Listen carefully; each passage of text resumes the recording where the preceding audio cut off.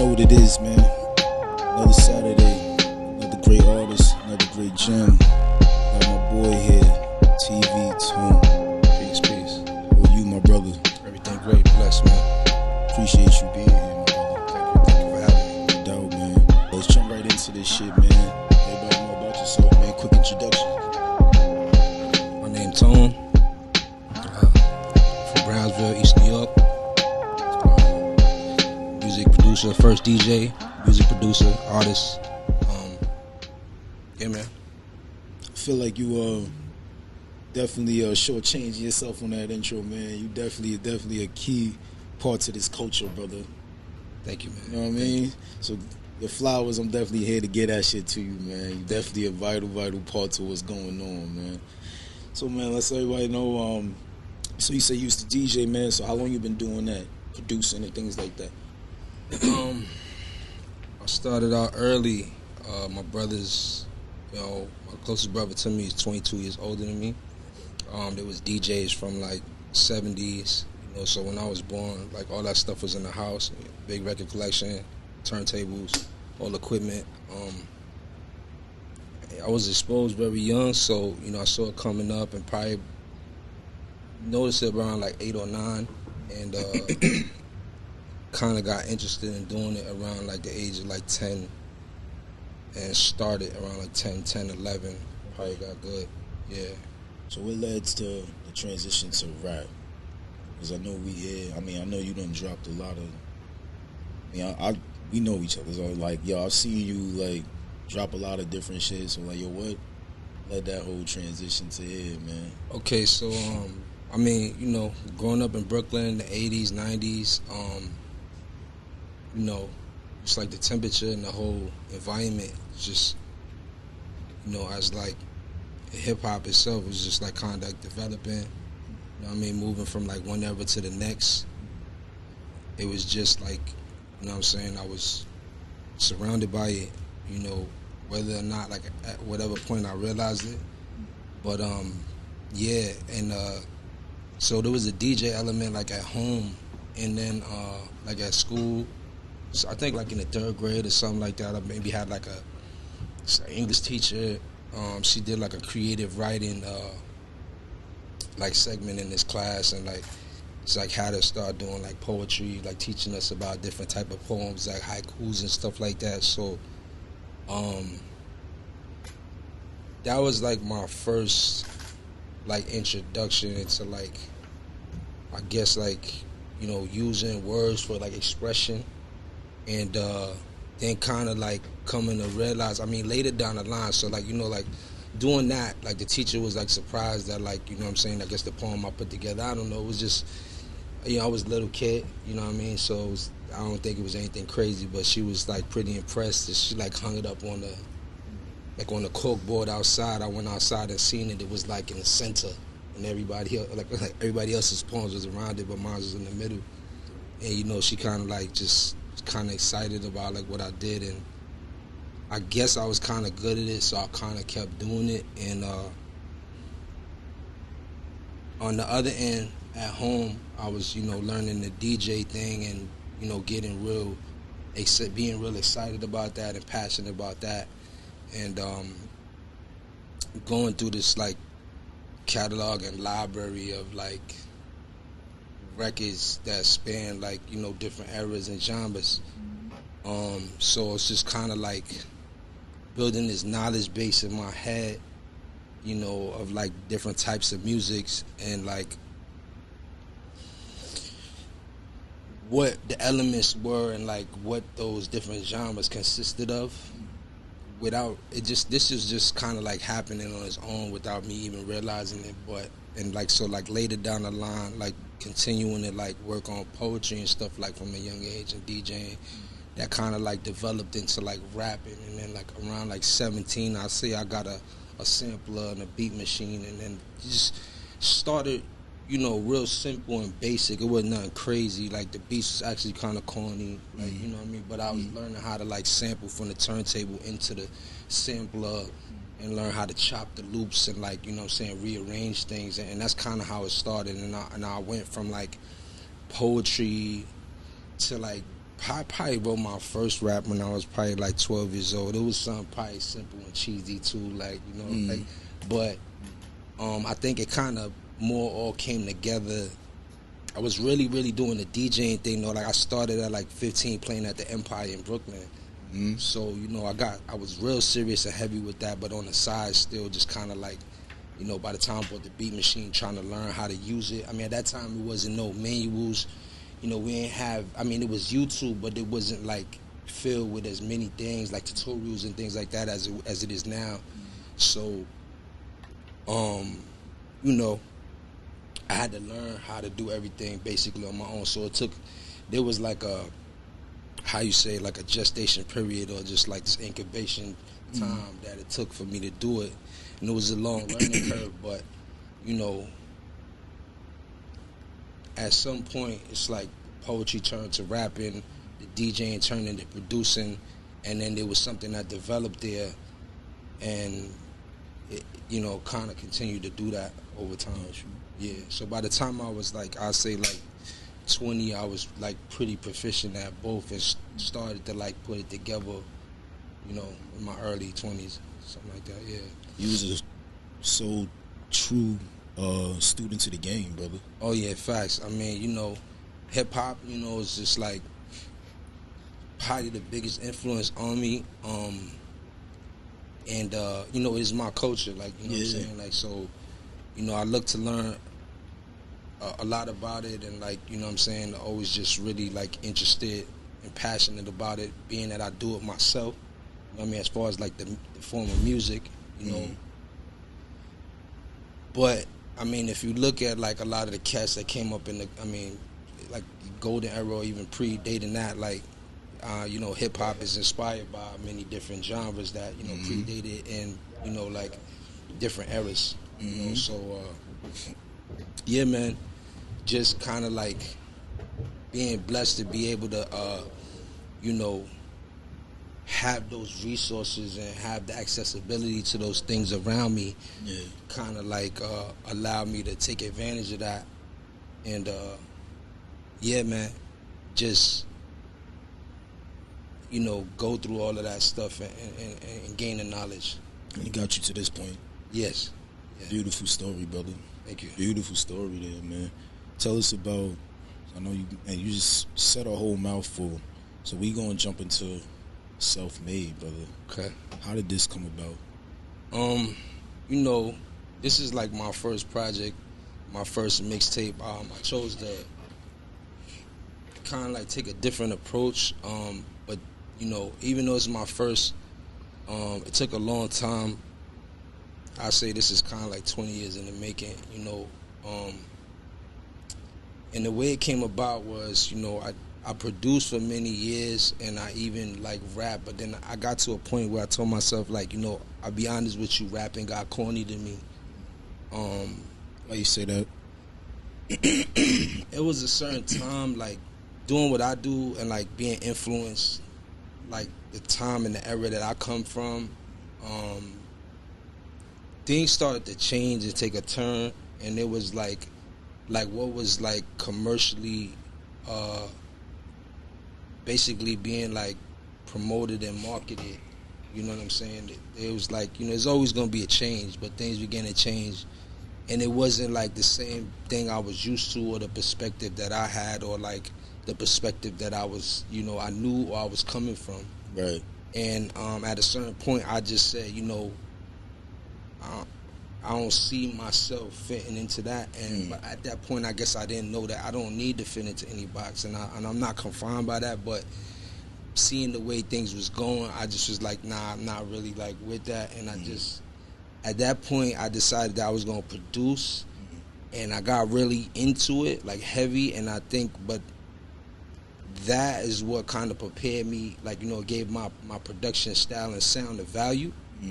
Because I really focused on that more, and then I began to like work with different artists or look for like different artists, like, you know, up and coming, being up and coming, you know, good artists that I could work with, or like good artists that I could work with.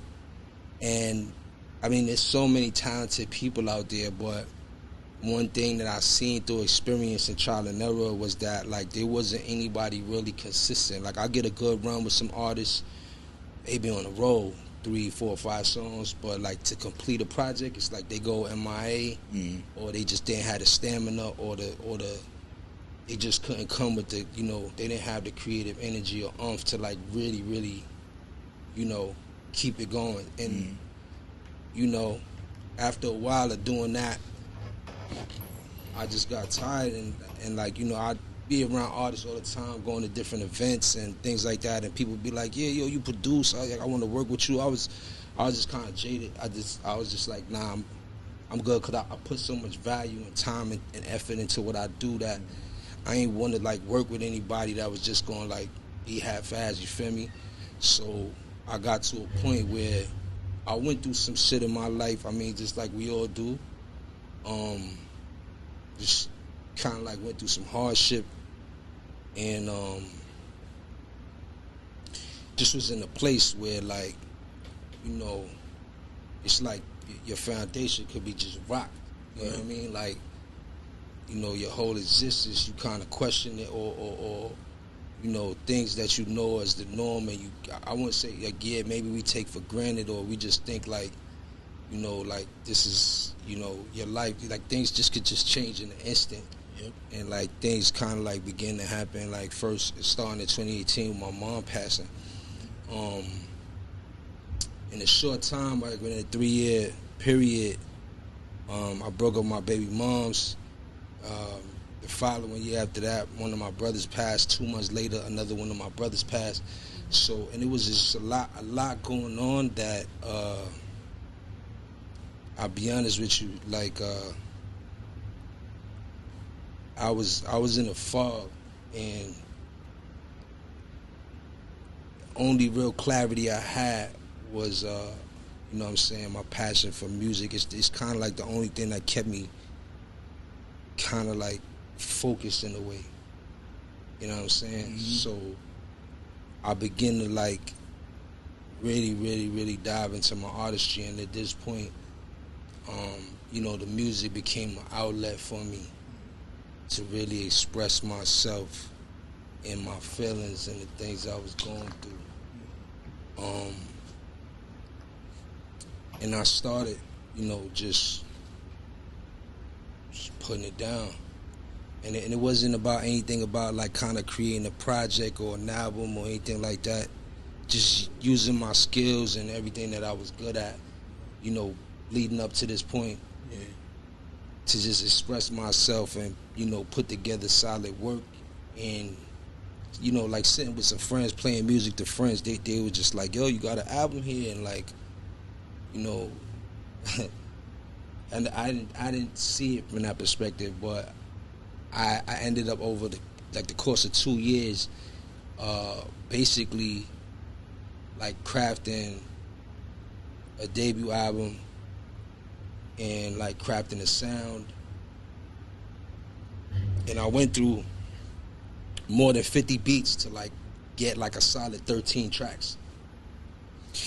Or I'll say even more than 50, like upwards of 70, 80, possibly even 100. Like, you know what I'm saying? Just producing till I you know, I would just like, got a hook on this, or like do the song, and like maybe that song didn't fit, but then like I had about 8 tracks, and I wanted to fill it out, and I kept working. And in order to get them extra 4 or 5 tracks, I went through 30, 40 beats. You know what I mean? Like, so, and then like ideas to kind of like it. Not that they was like kind of in a way they was like throwaway, but not really, still good. But it was just that in order for it to fit into this like this thing that I wanted to create, that I already had the base for, I needed specific, you know, content as far as like song content, production style, sound, and by the time I was done with that, the project was so good that I told myself I can't just come out cold turkey out of nowhere and just drop this.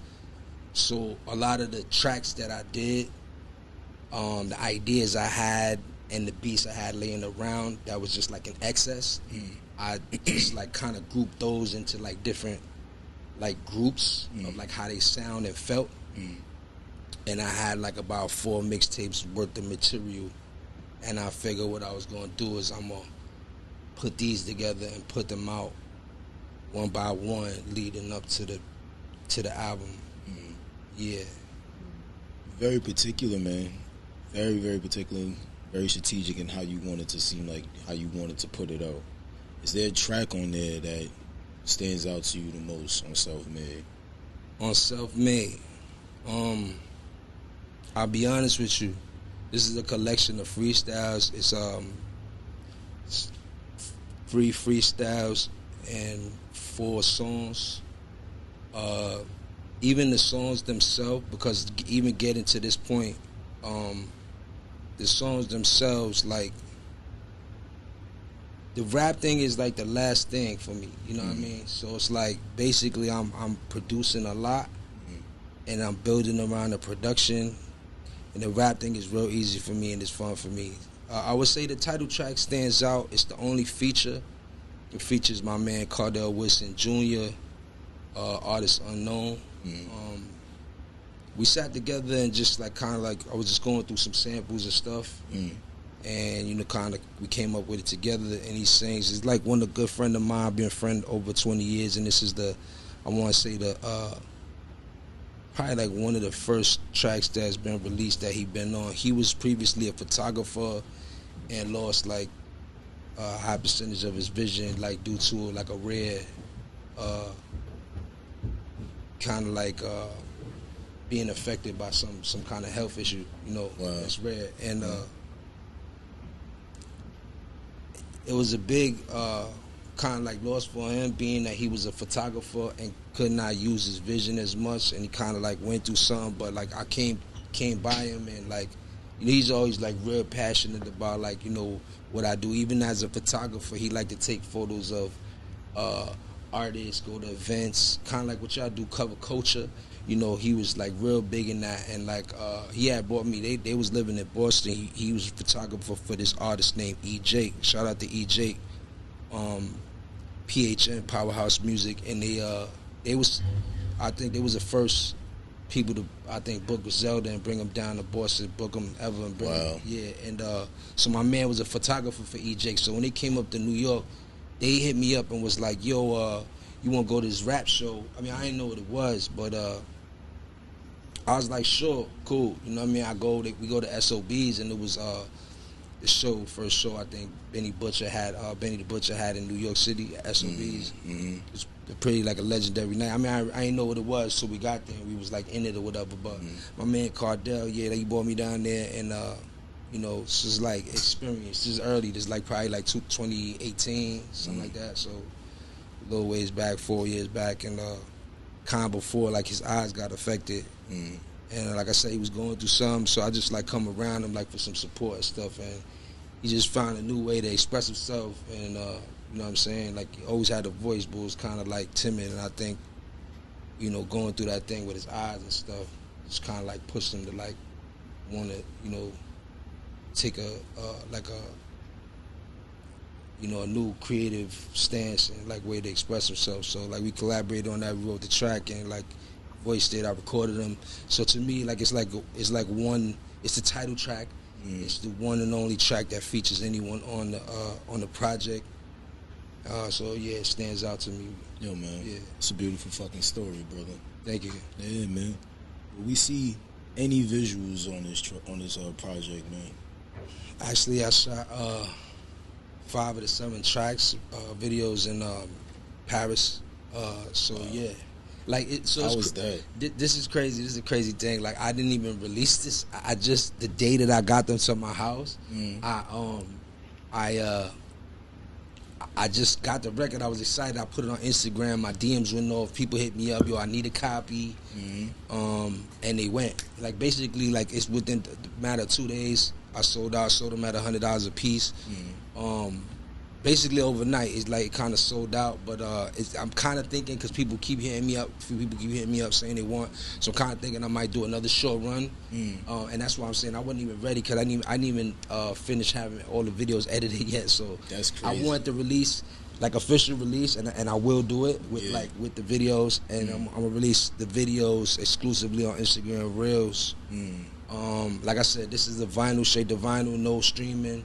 I kind of like, you know, being I come from a different era, I wanted to just take a whole different approach. You know what I'm saying? I feel like a lot of artists, they, you know, put themselves into this, like, it doesn't even have to be your art or your sound or your, like when you say cookie cutter, but, like, it's just, like, this mold that, like, you know, that I guess they create for you. You know what I mean? And everybody just kind of tries to, like, fit into that. You know what I mean?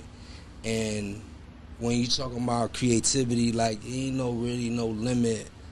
You know, the limit's right here. It's like what you think, you know, it's the way you want to kind of, like, design it and everything. So, like, it's kind of like, you know, why I did it vinyl only, no streaming. And when you look at the vinyl, you know, it's got a, you know, a real unique feature on there, augmented reality.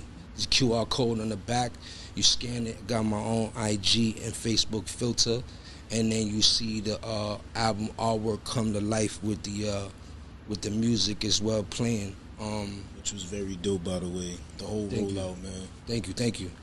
So yeah, I just wanted to do something different and something unique that kind of like challenges, like, you know, just like, I guess, the system that's in place there, and like in my eyes, like what could become kind of like stale or monotonous, or just, you know what I mean, the same thing over and over.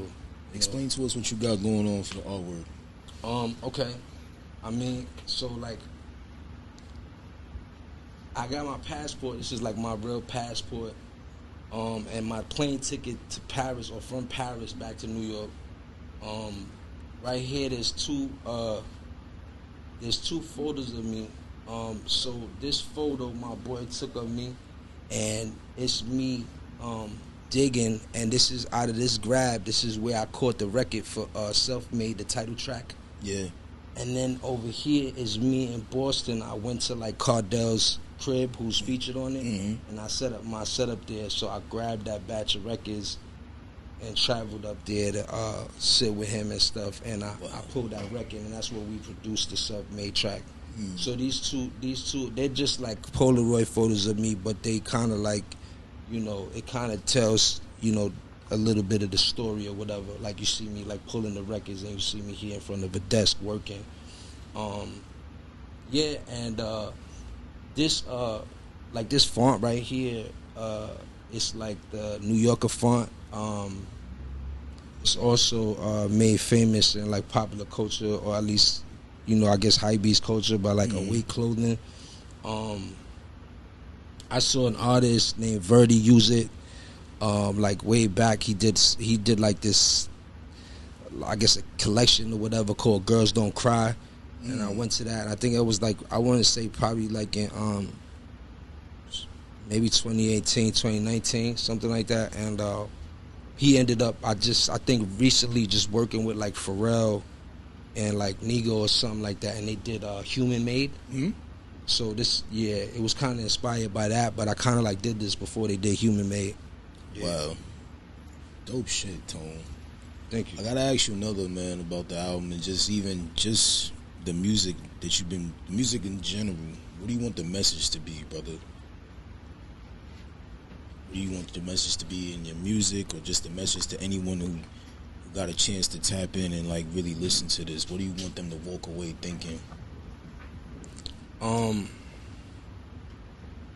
Well, when I returned to rapping, you know, and I finally said, yo, like, I'm gonna do this. I think it was like something that was like I said, I did out of, like, expressing myself, out of a need to do that. You feel me? So Self-Made, I mean, it's kind of self-explanatory, you know what I'm saying, in this project. But a lot of my music, so this is what it will kind of talk about, you know what I'm saying? And, you know, part of that story in music form.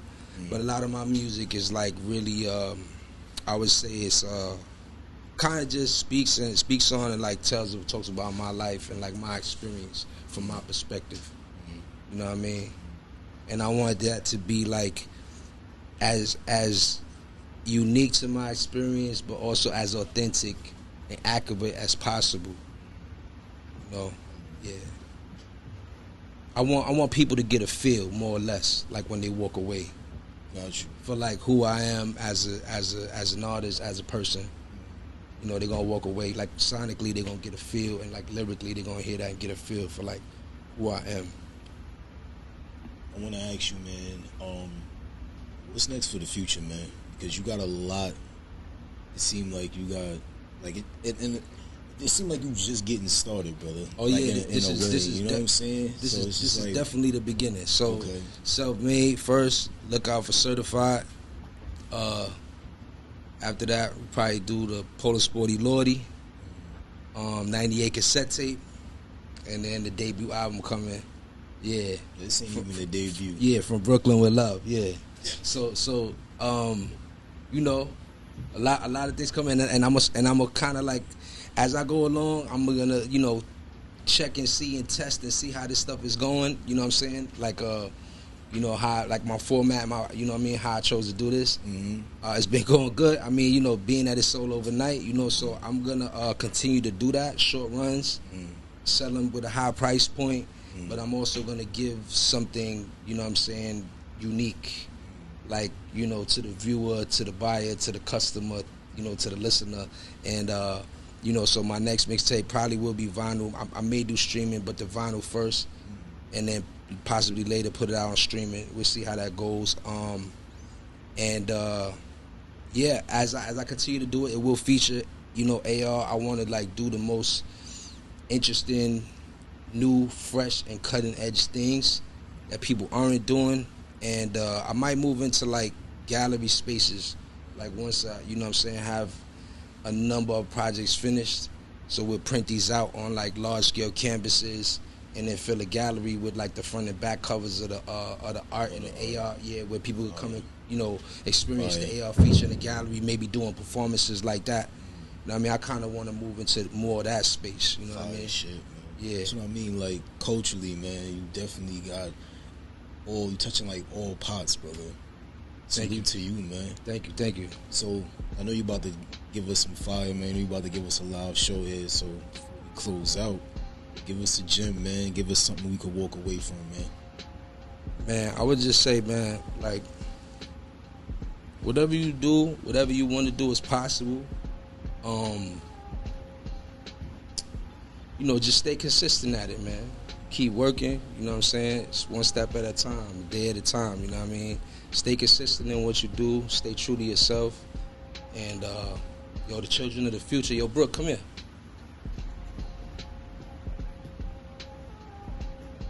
This is mine dope right shit here. This is my daughter right here. I keep her with me all the time. This is dope. Say Say hello. hi. Yeah, say hi to the camera. You see the camera's over there. Wait, yeah. Tell everybody who you are, mama. Hey, speak on the mic. what's your name? My name's Brooklyn. Brooklyn, what you want to be when you get older, Brooklyn? I don't know. You don't know? You got time to figure that out. And it's going to change like 50 times, too. Thank you, mommy. Yeah, so yeah, right there, from Brooklyn with Love. So my daughter's name Brooklyn. And I'm looking forward to telling my story, man. Yo, Tone, I appreciate you, man. Yo, thank Salute, brother. Peace out. Yo, y'all be locked in, man. Tone about to rip this shit down, man. Let's go. You know what the fuck it is, man. HipHopGems TV. High level shit. George on the keys. Cotton on the bass. Tone on the mic. About to make history here tonight. Let's go. Yo. Welcome to the TV Tone Experience. Here we go, y'all. Self-made. Yeah, I'm highly underrated. Ever since I'm young, always knew I was the greatest. If you did think different, homie, you just hating. Got cheesy like Cheetos, TV Tone, I'm high flaming. Trying to jack my swag, that's a cheap imitation. Y'all better off being yourself, but can't face it. This my real life, y'all do it for entertainment. Been moving like this since my New Balance hit the pavement. Off the rip like the pages perforated. Cut the shit like the edges was serrated. You try and talk business, you better have the payment. Ran with stick up kids, the 22 was nickel plated. Now it's guard, body, mind, highly educated. Style so advanced, shit highly innovative. Ain't no question how we made it, this the way that I created. Beat the game and I played it, what y'all all been waiting for. See the Lord and applaud. Take it away, George.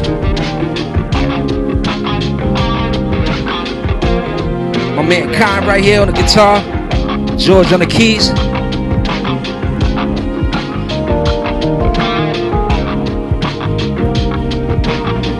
We'll get right into this next one. The beats boom bap when I walk on the track. Audio crack, money coming in stacks. Yeah, only the finest fabrics cover my back. Pay the tax, this that luxury rap. Facts, yeah, I'ma do my thing wherever I'm at. Audio crack, got 'em feeling for that. Yeah, who local, this is global, I'm all over the map. No cap, this that luxury rap. Facts, see me on the gram at the family new phones. Yeah, I shit different, it's word of my moms. Eating fettuccine out in Sicily with monsters. Had to slow down, was getting fat from all the pasta. La cosa nostra, vivemos de omerta. Zip lips on some killers lurking to murk ya. Straight out the gutter, Brownsville to be exact. And I'm headed to the top, 100 mil, give me that. Yeah, worldwide connected, in the hood respected. My biggest flex, I got by God protected. Projected my whole lifestyle to manifest it. And never question God's plan, I just accepted. Been blessed with flow smoother than silk Versace scarves. The Van Gogh with this shit, yeah, plus I'm the art. Living a lie, giving it all I got. Like Puff won't stop till my name on the block. Yeah, the beats boom bap when I walk on the track. Audio crack, money coming in stacks. Yeah, only the finest fabrics cover my back. Pay the tax, this that luxury rap. Facts, I'ma do my thing wherever I'm at. Audio crack, got 'em feeling for that. Yeah, who local, this is global, I'm all over the map. No cap, this that luxury rap. Facts.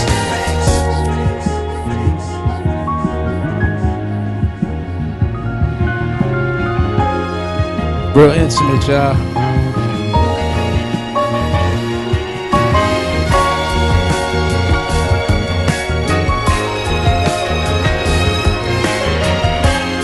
Survive. Survive, y'all.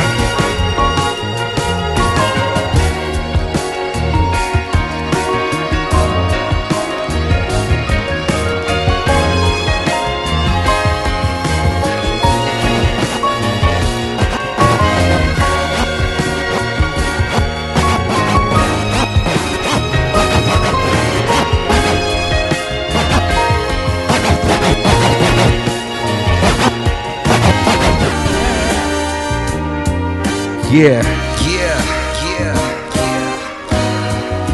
I'm keep the goals in for this one. Right. One love, one love, one love, one love, one love, one love. Yeah, when they reminisce over you, my God. I came straight out the gutter, less fortunate. I was an orphan kid that bum rushed the set. Yes, fly night kicks bounced off the check. Garnered more success, shit call me Lord Finesse. The way I'm flipping these beats, the way I'm ripping these rhymes, the way I'm kicking these flows, perfect delivery times. Look in the mirror sometimes, the way I glisten and shine. Epiphany of the mind, that's when I came to realize I'm being what you seeing, just the tip of the iceberg. Been nice with the words since we was rocking that iceberg. Pull up on the bar, so these bars they light work.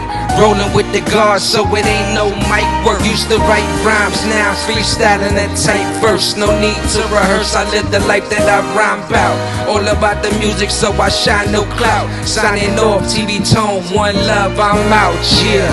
One love, one love, one love, one love, one love, one love. When they reminisce over you, my God. Thank y'all. Peace, TV Tone.